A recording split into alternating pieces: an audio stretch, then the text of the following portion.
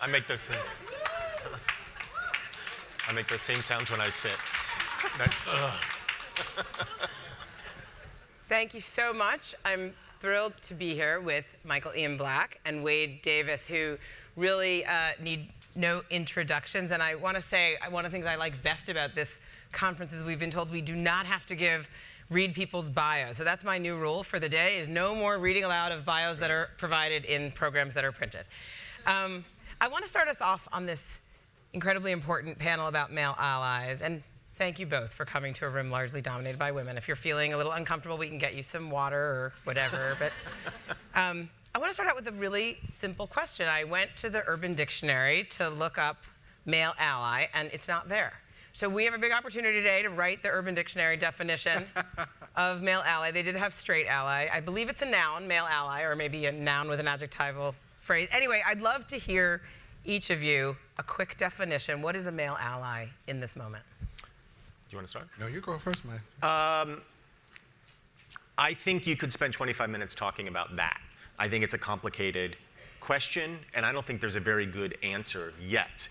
Because alliance, to me, is about supporting values more than it is supporting a specific gender. So I don't know that as a male ally, I support, for example, Sarah Palin. She is a woman, and she has certain values that I generally reject. But I embrace a lot of values of this moment and of this movement: inclusion, equality, speaking truth to power, supporting people in need of support. If that makes me a male, if that makes me an ally in this moment for women, that's what I want to be. Great. Let me refine the question a little bit more for you, Wade, which is to say, how much do you think it is about being a good bystander, being a responsible bystander to sexual harassment or something like that? How much is it about coming to conferences, going to rallies with women, and how much is it about working with men, boys, separately, kind of getting your own house in order? I mean, I think that's kind of, it could be all those things, and you can start with the general definition if you want. Yeah, so I think it's all of that, right? I think that, so I don't even like the term being an ally. I actually think that people want you to be an advocate, like people want you to do shit, right? Like it's not enough to actually say, right, that I support women, right? Like, no, like, as a black person, I don't care if someone says I support black people. No, what are you doing in your daily lives to remove the actual barriers that I face as a human being? Whether you like my values or my moral stance or not, I'm a human being. I should have the right to show up in the world that is free of bias and all of those types of things. So I want people to be an advocate. I don't care if you support me, but you don't do anything. Right. Like, I want action. Hey. I think the other real challenge, and today is a great example of this, is it's like, do you sign up as a male ally and then you get a pass? Because, you know, Brett Kavanaugh himself talked about, you know, he hired all these female law clerks, he coaches girls basketball, his legal mentor was his mother. His whole introductory speech was about all of what he had done for women, and what if that's true, but this other stuff is also true. Some of the people fallen already in Me Too. Al Franken was clearly perceived to be a feminist and an ally to women's causes. So I want to ask you, Wade, about that duality, and your specific kind of rendering of this. In an interview, you talked about one-day contracts, where kind of you're constantly, to explain what that is, but it's about like constantly reevaluating, right? Did I kind of stand up today? Yeah, so I believe that all men who label themselves as ally and advocates, we should all be on one-day contracts. That what we did yesterday means nothing for tomorrow, right? And we don't get any pats on the back. We don't deserve any praise for being here. We're doing what we should be doing as human beings that think other people have the same value as we do. I'm sick and tired of hearing folks say, well, he's a good guy. No one cares if he's a good guy. The actual fact is, what are you doing? We have to get rid of the language of he's a good guy or she's a good person. Like, we're all human beings, which means that I may do something really great on Monday, but I may be a total jerk on Thursday, right? That means I'm perfectly human. That means I need to own the fact that I have done some stuff in my life that I'm not really proud of, and stop saying, well, you're a good person. No one cares if you're a good person. What are you doing is the actual question. Can I follow up on that? Yeah, sure. I mean, just with the question. In the idea of a one-day contract, and you do what you're doing every single day, and you're doing it to the best of your ability every single day, on those days that you mess up, does that invalidate then the days that you were fulfilling your contract? If you own it, right? So there's a difference between, let's take me. Right, so I bullied a kid all through high school because he was the only openly gay kid in my school, right? Now I do LGBT equality work. Am I a good person? I'm just human, right? So the question is, what am I going to do going forward to own it, right? To hopefully right the wrongs that I did in the past, and how am I going to understand that I'm on a constant journey that's never ending, that I have to constantly educate myself and become a better advocate for others. And it's not about grandstanding or saying, whoa, I'm done now. I've done all that I can for these people. No, it's a journey. But can I get credit for today, like after today, and then second work, and then tomorrow I have to start it, like today, like to midnight today, I'm good, right? Do you need credit? Just for coming to the conference. Yes, sometimes I do. Yes. No. This is like on Weight Watchers in the point system. Like if you want to have ice cream today, you have to count it. It's like when and then someone you go to says, like, well, I tomorrow. have black friends. Like they're asking you for points, right? You know, like, I got black friends. Well, or guys say, when I had a daughter, I became an advocate for gender equality. But it's called benevolent sexism. I mean, that's what that is. It actually sometimes is worse and more pernicious, right? I've got black friends, so I know, and it's like you give yourself all this space, and you think, and I think some of the biggest names in Me Too, starting with Harvey Weinstein, like, you know, I give to democratic causes, I support female candidates, I'm right? It was part of this narrative and maybe a balancing. Because I'm a good person, because I've done all these amazing things. No, what are you doing? And what Harvey Weinstein was doing was violating women.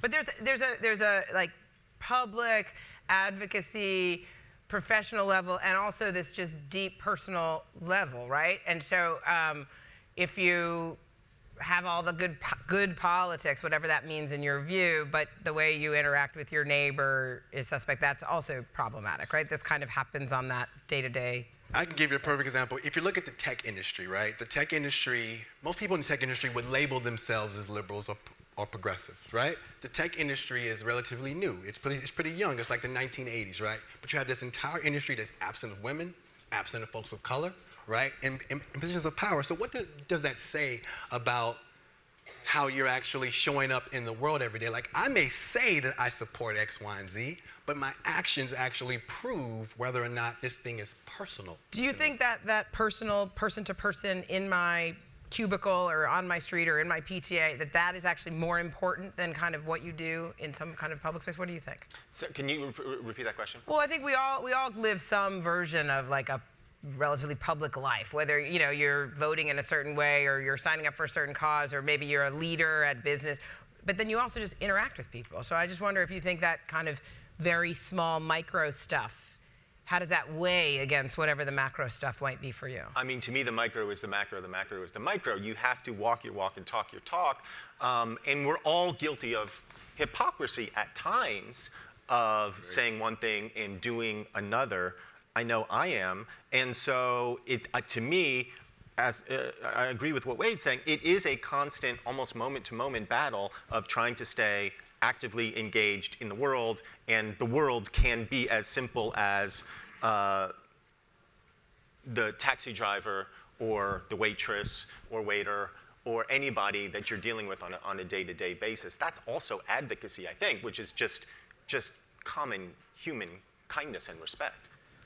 I want to get back to the one-day contract issue a little bit, to ask you about, Wade mentioned the bullying, but I want to ask you, Michael, first, like a regret.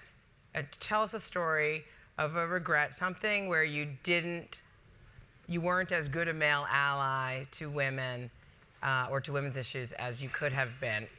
I'll go first. Wade said he has a lot. I have a lot of those, right? Priest, but I'll take the confessionals. So I used to work at an LGBT youth serving organization, and I was a supervisor to some folks, and there was a young woman who we had a conversation, and I didn't agree with her, and I told her, I said, sweetie, calm down. right? Wasn't aware enough to understand how problematic that comment was. My supervisor at the time called me to her office, asked me what happened. She said, "Oh, I get it. Read this." It was a book by Bell Hooks called Feminist Theory from Margin to Center. I read it. I went back to see her. She asked me about it. I was like, blah, blah, blah, blah, blah. And she said, "Oh, read it again," right? I read it a second time. I was like, "Oh, I got it this time." Blah, blah. She asked me a question. I said, blah, blah, blah, blah, blah. She was like, "Oh, read it again." The third time, I was like, "Oh my God, this book is about me." This book is about me. Here's what men don't get about the Me Too movement. It is not about women. It's about us. Women are laying themselves bare for us to wake up. The civil rights movement was not about black people. It was about waking up white folks. Like, we have to realize that people are laying themselves bare to awaken us, that we can do better. Like, that's what we don't get. And that's what, when I read the book the third time, I was like, oh, that's what she's trying to get me to see. Michael, what do you say about that? Because you've talked about kind of the problem with men and with boys. What do you say about it? Is the Me Too movement about Of course. men? Of course it is. Abuse of power is always about the powerful, not the abused. And so anytime there's an abuse of power in whatever forum, it's about calling attention to that person or institution that is creating either the abuse or the systems for that abuse to exist. And so when you talk about boys and men, you're talking about an entire structural system that has been erected over centuries to promote boys and men, their supposed interests over the interests of girls and women. And so the Me Too movement, I think, is a manifestation of women going, no, no more. Like and in calling attention to this aspect of it, by necessity, you're calling attention to the entirety of the problem. Unfortunately, the entirety of the problem is so massive that it's hard for people to even sort of grasp it. And so we focus on this one thing correctly, but it calls to mind much larger institutional problems that exist. So one of the things that's been going on, it's almost a year since our first Harvey Weinstein story came out, and there's been a kind of up and down about kind of moving forward and then some backlash against the way the sexual harassment debate, sexual misconduct debate has gone. And I feel like you, Michael, are one of many men, particularly, although some women, but who have tried to kind of say a certain thing and just really gotten slapped down. First, with your argument about boys being broken, and then again very recently when you argued that Louis C.K.'s attempted comeback, that there needed to be a route back, that unless we were gonna, I don't know, build some island for all of the Me Too accused to go live on alone forever, that there needed to be some way for people to rehabilitate themselves. So I'd love you to start, we'll get to Louis C.K. maybe in a minute, but I really want you to talk about what it's been like to try to wade into the space with something maybe more nuanced than, yes, I'm a male ally, and I'll just, you keep getting slapped back every time you try to kind of do your male ally thing. Well, I wrote an article for the Times, an op-ed called, which they ended up calling "The Boys Are Not All Right," about this sense that I have that boys are broken. Or that they're being broken. That's maybe a better way to put it. And I wouldn't say that I received I didn't get slapped down particularly for that. I did get slapped down, and you want to talk about regrets, for a tweet that I wrote about Louis C.K., in which I said essentially what you're saying, but I didn't say it well or elegantly, or I shouldn't have said it at all. But I was thinking about how for men to be allies, and I'm talking about the broad landscape of men. I'm not talking about guys sitting at a New York Times panel. For the broad landscape of men, can they buy into this fully? And when I say this, I mean this emerging consensus that women are people. Seems weird, right? Right? Seems so weird. Right. Okay. Can we buy in? We said we wanted to make news here, people. So here we go. Did the headline people get that? Women are people. Okay. Good. Can men acknowledge their own shortcomings in the way they deal with women if they're always in a defensive crouch and feel like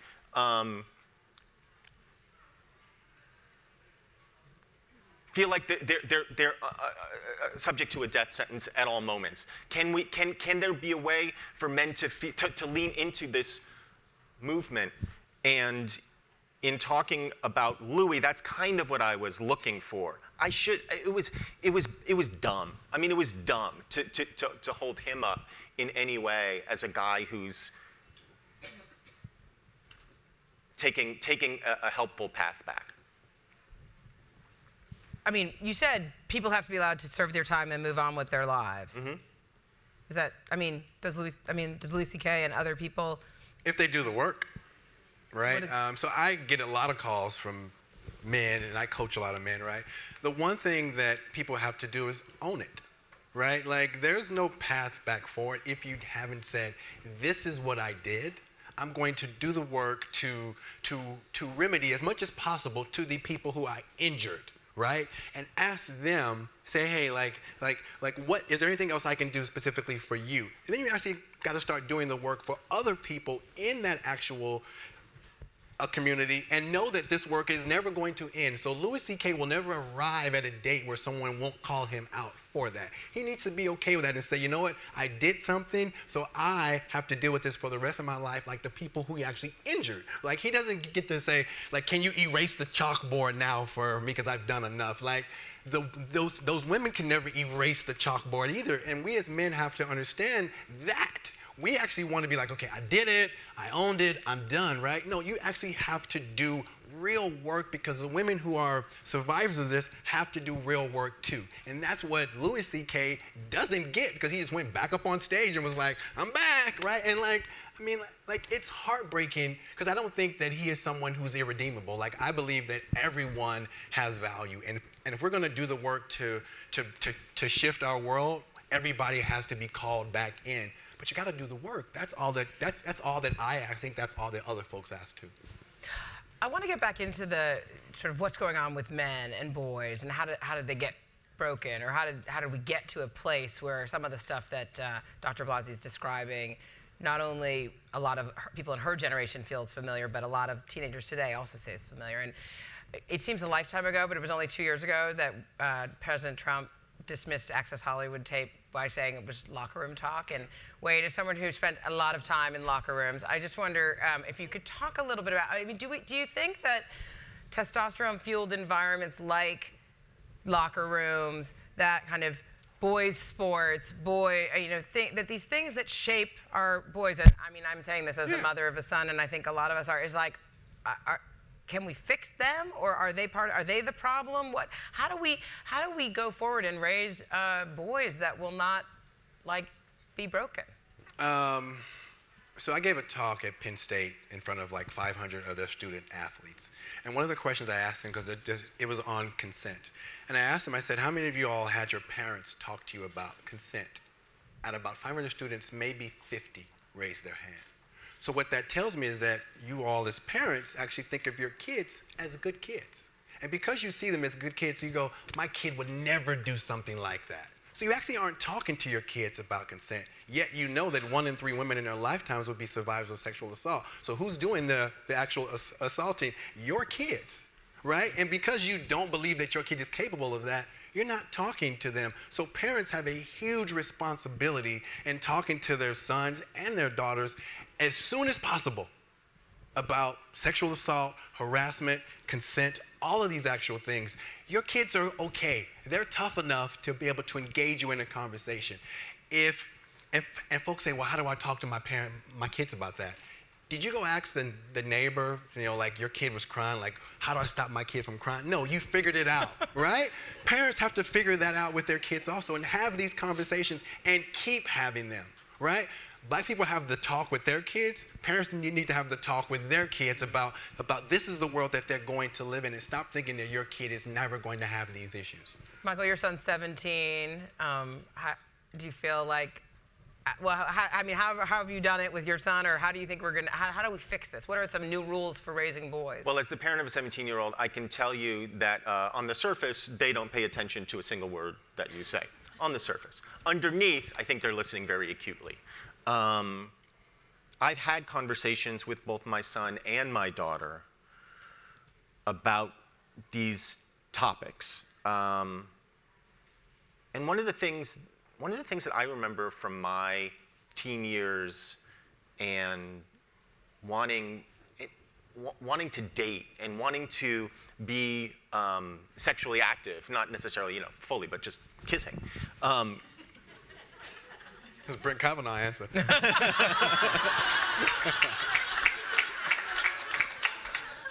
You're amongst friends. You could be honest with us.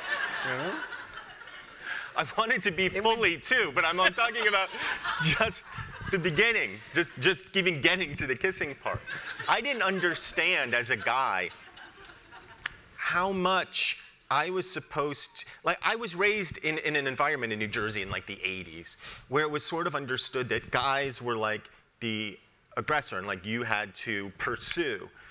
And I didn't understand at all what that meant or what did that look like? And literally that phrase, no means no, didn't exist.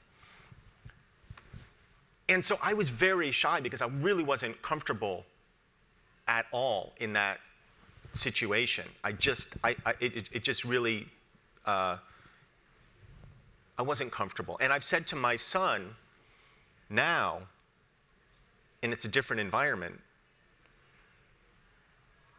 when you're with a girl or a guy, I mean, he's straight. It's okay.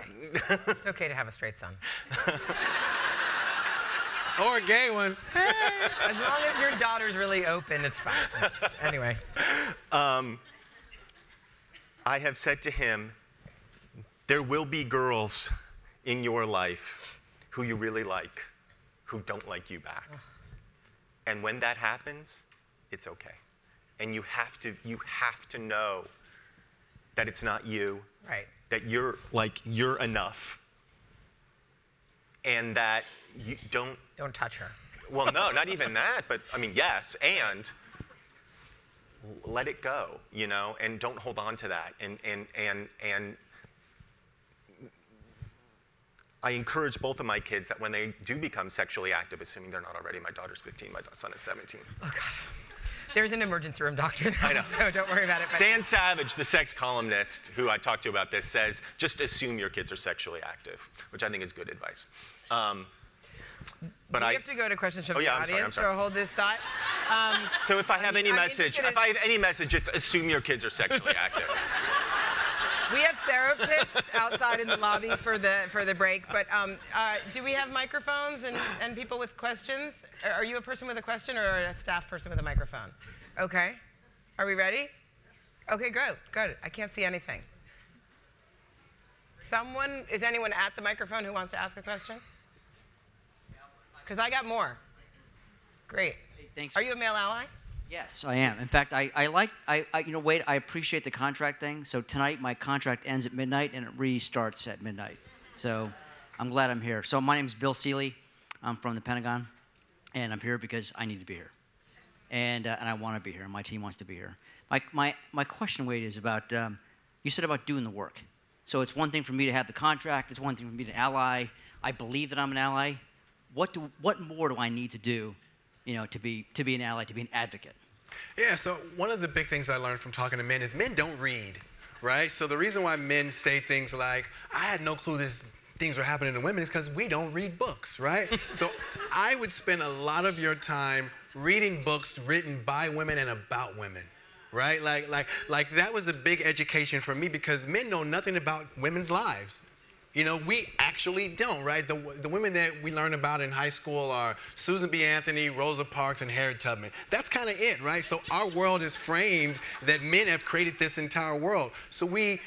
And also read books about power dynamics, right? So when you read the Aziza Ansari piece, what you realize is that we as men don't understand the power dynamics that are happening between men and women, and our worlds are very black and white. right? Women's lives are in the nuance because they have to survive, right? We don't understand that. So, so like most men don't know that women walk outside at night with a key in their fist, right? Like we never think about that, right? So, imagine tomorrow you get off the subway and it's 1 o'clock in the morning and it's super dark outside and you realize that you're 3 yards behind a woman. You need to know what to do in that moment when she looks back at you. To cross the damn street and walk past her, right? Like, don't just slow down. Like, all of those things, if you're not reading about and educating yourself about, you're not you're an ally, but you're not an advocate. Yes. Great. You're looking at me. Next, anyone? I mean, I'm listening. Yeah, right here. Hi, I'm Michelle Bogan. I'm the founder and CEO of Equity for Women.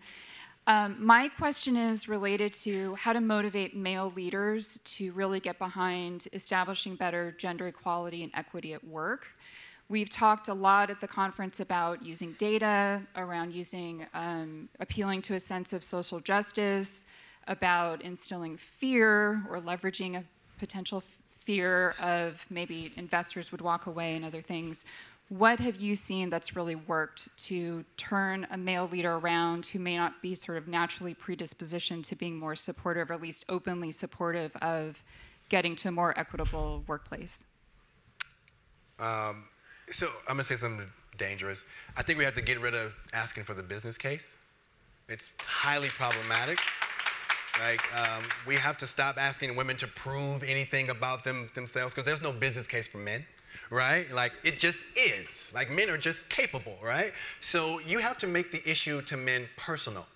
And I'll use the same-sex marriage movement as an example. On Monday, someone was homophobic. On Wednesday, their kids came out. And on Friday, they're like, oh, I love the gays, right? It was personal to them. So you have to figure out, and asking very specific type of questions with that actual leader to figure out how do you connect with their history to understand that this issue is deeply important and make it personal to them. If it's not personal, if they're asking you for data, it's up here. Being passionate around having the rights for another human being is here. And too often we're asking for the data.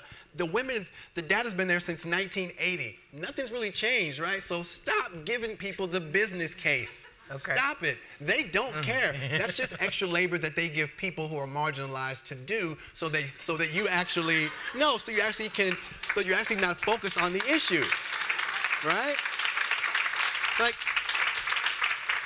imagine someone saying, I want you to do your job really well, and then I want you to go out and find other information to prove to me that you're actually doing your job really well.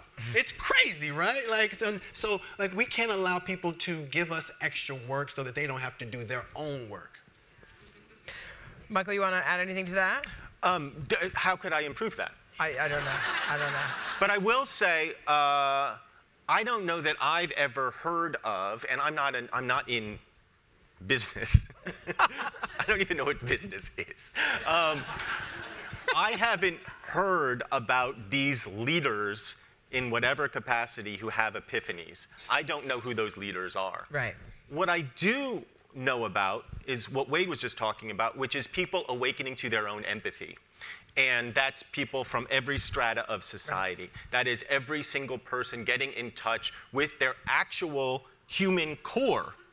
That is work for boys that is going to take generations. So I don't think there is a leader that you can point to and go, yeah, but if you just do X, Y, and Z, right. Utopia. No, this is work that is fundamental and to my mind, hasn't even really begun in terms of boys. Thank you both so much. I need to wrap up, but I feel there is one very pregnant question in the room that I just have to ask. I'm due in December. No, people really like your shirt, and I just want to know if you could stand up for a second. I have to just ask. No, but there's a really important question, which is, how do you know? So I don't know, right? But I like to imagine God as a woman, because I know that the world would be drastically different if we thought the most powerful entity ever was a woman. The world would be very different if we even imagine that, right? Most of us can't even imagine it. I have another shirt that says, I met God and she's black. The number of men who stop me on the street and want to debate me on that is data. It's just great data, and you know, and my work is never to ask men why questions, it's always what and how. Because I want people to be specific. And what you find out, right, is that what is at the root of it is just fear. That the world that we know of it will be different. Right? And what's the fear of the Me Too movement is that men historically were able to tell women what was appropriate and inappropriate. The game has changed now, and we don't like it. Thank you both so much for being here.